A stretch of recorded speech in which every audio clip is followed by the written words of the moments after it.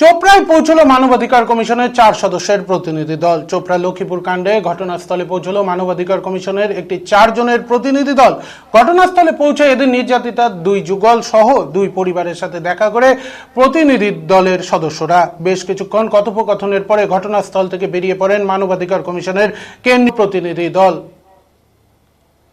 চোপড়ায় পৌঁছলো মানবাধিকার কমিশনের 4 সদস্যের প্রতিনিধি দল।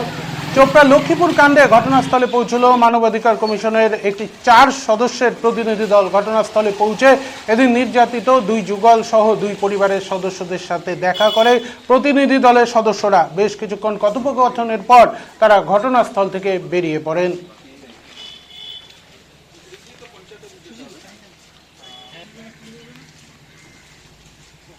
बोलेंगे सर?